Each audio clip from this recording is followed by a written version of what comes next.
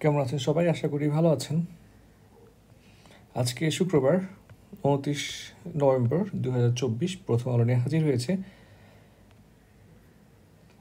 একটু বলে রাখি, আজকে গতকাল মোটামুটি সবার রিকোয়েস্ট প্লাস নকে হচ্ছে একটা লং একটা বিসিএস ব্যাচ চালু করতে যাচ্ছি। এটা হচ্ছে আপনার একদম বিশেষ পরীক্ষা আগের দিন পর্যন্ত কোর্স ফি মোটামুটি কম, মান্থলি হয়তো অ্যাভারেজে 500 টাকা থেকে 600 টাকা আসবে। তো এটা মূলত হচ্ছে দিক নির্দেশনামূলক ব্যাচ। পুরো ব্যাচটাকে হচ্ছে আমি লিড করব এবং হচ্ছে রুটিন করে দেওয়া পড়া নেওয়া বা এইগুলো হচ্ছে দেখাশোনা করব। একটা উইকে হচ্ছে একটা সলভ ক্লাস থাকবে। যাই হোক, এটা অবশ্য সবার জন্য না, তাও বললাম আর কি। এটা হচ্ছে শুধুমাত্র 10 থেকে 15 জন নেব, এর বেশি নেওয়া হবে না। সো যারা আগের স্টুডেন্ট আছে আমার তারাই বেশি মানে ফার্স্ট প্রায়োরিটি পাবে, পরে হয়তো অন্যরা আর কি। যাক, আসলে আমরা দেখি চাহিদা মতো টাকা তুলতে পারবেন গ্রাহকেরা।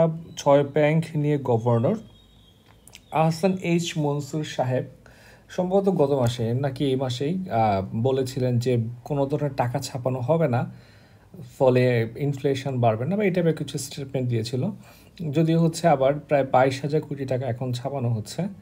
এখন উনি যদিও বলতেছে একটা বিল আকারে তুলে নেওয়া হবে একটা নির্দিষ্ট সময় পরে, সো ইনফ্লেশন বাড়বে না। মানে মেন ইস্যুটা হচ্ছে কিন্তু টাকা ছাপাইতে হয়েছে। সো আমার যেটা মনে হচ্ছে, ওনারা হচ্ছেন যখন ক্ষমতা পেয়ে যাচ্ছিল বা ওনাদের যখন নিয়ে আসা হচ্ছিল আর কি, ওনারা বেশি মাত্রায় মানে ওনারা যেহেতু মানে খুব বেশি মাত্রায় আশাবাদী ছিলেন আর কি, পরবর্তী বাস্তবতা হয়তো বুঝতে একটু টাইম লাগতেছে। এরপরে দেখি আমরা, পুলিশ বলছে হত্যায় অংশ নেয় 6 জন, রাস্তায় অংশ নেয় 25 থেকে 30 জন। চট্টগ্রামে আইনজীবীকে হত্যা করা হয়েছে। দেখেন, একজনের পরনে কমলা রঙের গেঞ্জি, কালো প্যান্ট, মাথায় ছাই রঙের হেলমেট পরে থাকা ওই যুবক ব্যক্তিকে কিরিচ দিয়ে কোপাতে থাকেন এই হেলমেট দাঁড়িয়ে। অন্য আরও 3-4 জন তাকে পেটাচ্ছেন। এটা পুলিশের সংগ্রহ করা একটা ভিডিও চিত্র। কিরিচ হাতে কোপাতে থাকা যুবকের নাম চন্দন দাস, পেশায় পরিচ্ছন্নতা কর্মী। প্রথমে একটা জিনিস বলে রাখি, বাংলাদেশের সাম্প্রদায়িকতার কোনো ধরনের জায়গা নেই এবং বাংলাদেশ খুবই একটা ফ্রেন্ডলি কান্ট্রি। এখানে সকল ধর্মের, বর্ণের কিংবা হচ্ছে আপনার যে কোনো মানুষই হচ্ছে একসাথে বসবাস করে। সো এইখানে যে আপনার রিলিজিয়ন আপনার ফোকাস করে, এখন আপনি সকল হিন্দু যারা আছেন সনাতন ধর্মের সবাইকে খারাপ পাবার কোনো সুযোগই নাই। এটাকে সুযোগ সন্ধানী টিম এই কাজটা করছে।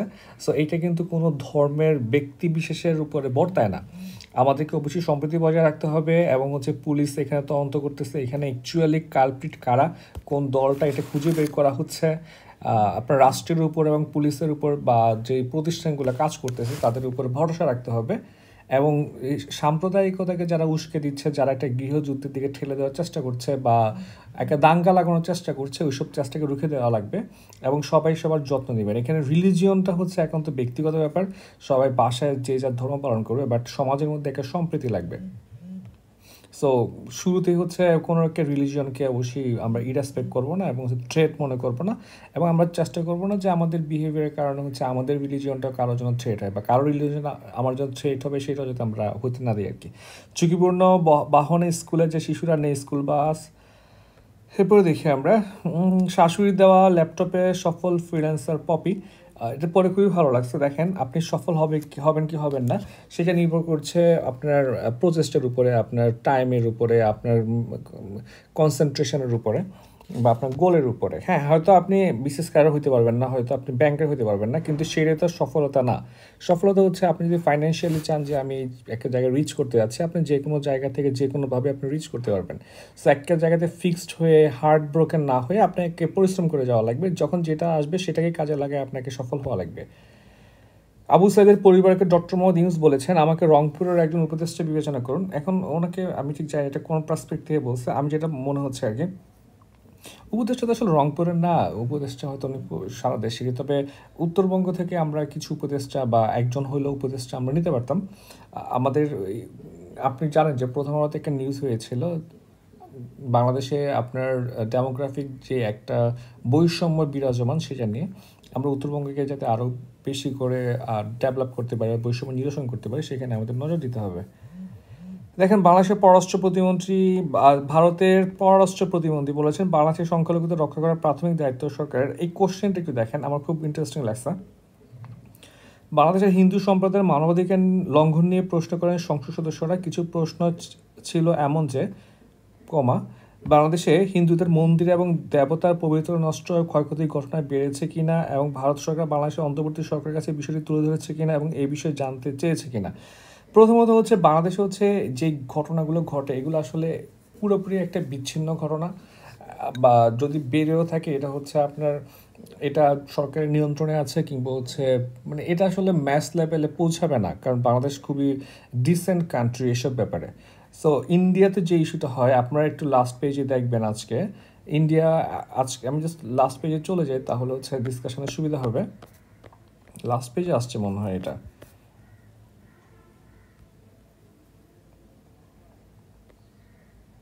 হ্যাঁ দেখেন যে হিন্দুত্ববাদীদের আবেদন, এবার আজমির শরীফের স্থানে শিব মন্দির ছিল বলে দাবি করা হয়েছে। ওনারা হচ্ছে বাবরি মসজিদ ভেঙে ফেলছে, ওনারা একটা পর একটা মসজিদ ভাঙতেছে। সো আমার মনে হয় যে ইন্ডিয়া যে অবস্থা, ইন্ডিয়ার ইভেন কয়েকদিন আগেও আপনার একটা মুঘল আমলের মসজিদ ভাঙা নিয়ে সংঘর্ষে অন্তত পাঁচজন নিহত হয়েছে ইন্ডিয়াতে। সো ইন্ডিয়ার সাম্প্রদায়িকতা, ইন্ডিয়ার যে একটা ক্ল্যাশ বা ইন্ডিয়ার যে অবস্থা, ওদের আসলে কোনো ধরনের রাইট নাই আরেকটা দেশের মানে ধর্মীয় ইস্যুগুলো নিয়ে ডিসকাশন করার, কারণ ইন্ডিয়ার আসলে কোনো ধরনের নৈতিক গ্রাউন্ডই নাই। হ্যাঁ, এখন ইন্ডিয়ার সেই সমস্যাটা হয়েছে, ইন্ডিয়া মোটামুটি ইকোনমিক্যালি একটু ডেভেলপড হয়ে গেছে, কারণ ওদের জনসংখ্যা প্রায় 150 কোটির মতো। সো ওরা নিজেকে অনেক বেশি পাওয়ারফুল ভাবা শুরু করছে, কিন্তু ইন্ডিয়া হচ্ছে অনেক বেশি কট্টর মানুষে ভরে যাচ্ছে মোদী সরকারের আমলে। সো এটাকে আপনার বিশ্বাস করা লাগবে, এবং এটা সত্যি কথা, এটা আসলে বিশ্বাসের কিছু নেই। আপনি ফ্যাক্টগুলো যদি চিন্তা ভাবনা করেন, আপনি যদি রিসেন্ট এই 10 বছর 15 বছর ইন্ডিয়ার সাথে তার 15 বছর ইন্ডিয়া কম্পেয়ার করেন, আপনি দেখবেন ইন্ডিয়াতে হচ্ছে আপনার ধর্মীয় সহিংসতা বাড়ছে, তারপরে হচ্ছে ধর্মীয় হত্যা বাড়ছে। এগুলো কিন্তু উস্কায় দিচ্ছে এই এই বিজেপি। যাই হোক, দেখেন চলতি বছর ডেঙ্গু রোগের সংখ্যা 90,000 ছড়ালো, এবং প্রচুর পরিচিত অনেক মানুষের ডেঙ্গু, আমার অনেক পরিচিত মানুষের ডেঙ্গু, এবং বর্তমান সরকারকে এইভাবে সচেতন হওয়া লাগবে। আমার মনে হচ্ছে ওনারা এত এত এত আন্দোলন হচ্ছে যে ওনারা হয়তো সব কিছুতে নজর দেওয়ার সুযোগ পাচ্ছে না। তবে এই দায়িত্বটা যার, তার উচিত হচ্ছে এখানে নজর দেওয়া। দেখেন আন্তর্জাতিক অপরাধ বিচারে আইসিসির এখতিয়ার কতটুকু, এটা মোটামুটি গুরুত্বপূর্ণ বলা যায়। প্রিলির জন্য এটা সদস্য কয়জন, কবে গঠিত হয়েছে, দপ্তর কোথায়, এই ব্যাপারগুলো হচ্ছে আসলে একটু দেখে নেবেন আপনারা।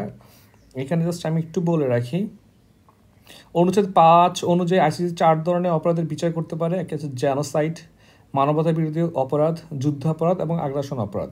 এই 4টা ইস্যুতে হচ্ছে ওনারা মূলত হচ্ছে বিচারগুলো করেন। এর পাশাপাশি হচ্ছে আইসিসি কখন এখতিয়ার প্রয়োগ করতে পারে, অনুচ্ছেদ 13 অনুযায়ী হচ্ছে 3টে ক্ষেত্রে আইসিসি এখতিয়ার প্রয়োগ করতে পারে। একটা হচ্ছে সদস্য রাষ্ট্র নিজে যদি বলে, নিজে আহ্বান করে, এটা হচ্ছে স্টেট পার্টি রেফারেল। আরেকটা হচ্ছে আপনার 12.3-তে প্রথম এবং তৃতীয় এখতিয়ার ক্ষেত্রে। আচ্ছা, আরেকটা এখতিয়ার হচ্ছে আপনার দ্বিতীয় এখতিয়ার হচ্ছে জাতিসংঘের নিরাপত্তা পরিষদ চাইলে প্রসিকিউটরের কাছে একটা ব্যাপার তদন্তের জন্য বলতে পারে। আর থার্ড যেটা হচ্ছে সেটা আইসিসি নিজেও চাইলে হচ্ছে আপনার তদন্ত করতে পারে। এই কিছু নোট করা লাগবে, এটা জিস্ট করে জাস্ট কিছু পয়েন্ট নোট করবেন। প্রথমত এর সম্পর্কে, এটার বিচারক কয়জন, বিচারকের মেয়াদ কতদিন, এটা কোথায় অবস্থিত, কবে গঠন করা হয়েছে। এরপরে হচ্ছে আপনার এই পার্টটা আইসিসি কী ধরনের অপরাধ বিচার হয়, এই পার্টটা নোট করবেন। তারপর আইসিসির এখতিয়ারটাও নিজের ভাষায় নোট করে রাখবেন 2-3 লাইন। আর আইসিসি কখন এখতিয়ার প্রয়োগ করতে পারে এই কয়েকটা লাইন লিখে রাখতে হবে। রাজনীতি ছাড়া সমাজে উন্নতি সম্ভব নয়।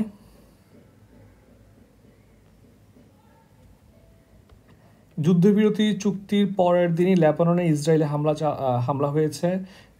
ইসরায়েল আসলে কোনো মানে ঠিক আমার ঠিক মনে হয় আর কি, মানে পৃথিবীর মধ্যে শুধু রাফ স্টেট এবং একটা টেরোরিস্ট স্টেট থাকে, সেটা হচ্ছে ইসরায়েল। আপনি যখন দেখবেন আপনি আইএস এগুলো কিন্তু আসলে স্টেট টেরোরিজম না, এটা হচ্ছে ধরেন একটা টিম টেরোরিজম যেটা ধরনের হচ্ছে আপনার তালেবান একটা দল, একটা সংগঠনের, তারপরে হচ্ছে আপনার তারা হয়তো মানে টেররিস্ট হয়ে কিছু টেরোরিজম করে আর কি, কিংবা হচ্ছে আদার যারা আছে। একদম স্টেট নিজেই টেরোরিস্ট হয়ে যায়, এটা সবচেয়ে ভালো এক্সাম্পল সম্ভবত ইসরায়েল নিজেই। আজকে ইন্টারন্যাশনাল তেমন কিছু নাই। কর্মপরিকল্পনায় জোর দিতে হবে 5 বিষয়ে দেবপ্রিয় ভট্টাচার্য স্যার হচ্ছে বক্তব্যে বলেছেন। সেই 5টার মধ্যে হচ্ছে মূল্যস্ফীতি নিয়ন্ত্রণ, ব্যক্তিগত বিনিয়োগ চালু করা, সরকারি ব্যয়ের দক্ষতা বৃদ্ধি, কর আহরণ বাড়ানো এবং বৈদেশিক খাতে ব্যবস্থাপনার জোর। এছাড়া হচ্ছে আগামী রবিবার শ্বেতপত্র জমা দেওয়া হবে। আমি জাস্ট জেনে ভাবতেছিলাম আর কি যে অর্থনৈতিক শ্বেতপত্র প্রণয়ন কিংবা যে কমিটিগুলোর কাজ কিংবা সার্জিসটা যে স্কুলে স্কুলে যা ভিজিট করতো, এটা কেমন হলে ভালো হতো। প্রথমত হচ্ছে আমাদের এই শ্বেতপত্র প্রণয়ন করা নিয়ে উনি মোটামুটি দেশের অনেক জায়গাতে মিটিং করেছে এবং সবগুলো 3 স্টার বা 4 স্টারে মিটিং করেছে। আর যেসব জায়গাতে সেন্ট্রাল হয়তো 3, 4, 5 স্টার নাই সেখানে তো 2 স্টারে গিয়ে মিটিং করেছে। আমার যেটা মনে হতো এটা উচিত ছিল হচ্ছে আপনার একদম ম্যাথ লেভেলে পৌঁছতে পারেন না ওনারা। ওনারা একটা কমিউনিটির মধ্যে বিলং করে এবং ওদের থেকে আপনার ডাটা নেওয়ার ট্রাই করছে এবং কমিউনিটির সবাই মোটামুটি এলিট শ্রেণীর কিংবা হচ্ছে ধরেন হয়তো ইয়াং পার্টিসিপেশন ছিল তবে সেটা খুবই লো এবং কানেক্টেড ইয়াং, মানে এটা খুব জেনারেলাইজড হয় নাই। থার্ড ইস্যু হচ্ছে যে ইকোনমির সবচেয়ে বড় যেই খাতগুলো যেমন এসএমই বা হ্যান এই টাইপের যে খাতগুলো আছে ওদেরকে নিয়ে হচ্ছে আপনি ধরেন একটা মানুষের কাছে যাওয়া লাগবে। মানুষকে যখন আপনি পুল করে আনতে যাবেন তখন একটা শ্রেণী বিভাজন চলে আসবে। বাট মানুষ যেইখানে আছে আপনি যদি সেইখানে যাইতে পারেন তখন কিন্তু আপনি রিয়েল র ডেটা পাবেন।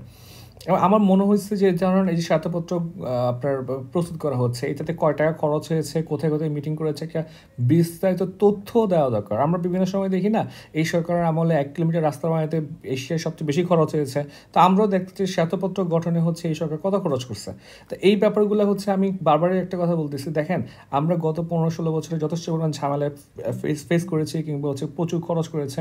বাট এখন যে ইস্যুটা আছে আমরা একটা চেঞ্জ চাচ্ছি না, চেঞ্জের জন্য একটা রেগুলেশনটা হইলো বা রেগুলেশন বলেন বা ম্যাস আপরাইজিং এটা হইলো, এরপরে পরিবর্তনটা কিন্তু এই গভর্নমেন্টকে করে দেখা যেতে না পারলে শুধু বলে গেলে হবে না।